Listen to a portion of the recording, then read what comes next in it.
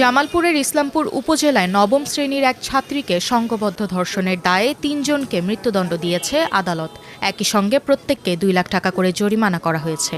৭ মে দুপুরে জামালপুরের নারী ও শিশু নির্যাতন দমন ট্রাইব্যুনাল ১-এর বিচারক মোহাম্মদ আব্দুর রহিম এ রায় ঘোষণা করেন। মৃত্যুদণ্ড পাওয়া আসামিরা হলেন শিপন, ইব্রাহিম ও ইউসুফ আলী। তারা উপজেলার বেলগাছা ইউনিয়নের শিলদহ গ্রামের বাসিন্দা।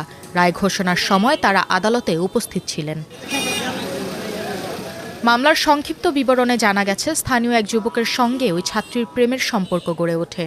২০২৪ সালের ১৯ এপ্রিল রাতে ওই ছাত্রীকে একটি পতিত জমির মাঠে ডেকে নেন ওই যুবক। সেখানে ওই ছাত্রীকে ধর্ষণ করেন তিনি। ওই সময় সেখানে ওত পেতে ছিলেন শিপন, ইব্রাহিম ও ইউসুফ নামের ৩ ব্যক্তি। তারা এগিয়ে গেলে ওই যুবক সেখান থেকে দৌড়ে পালিয়ে যান।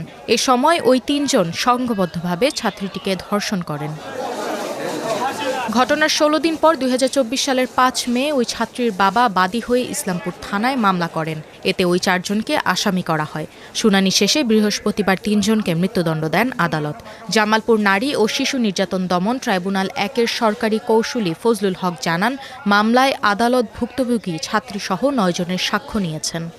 শিপন, ইব্রাহিম এবং ইউসুফ এরা জোর করে এই মেয়েটাকে ধর্ষণ করছে।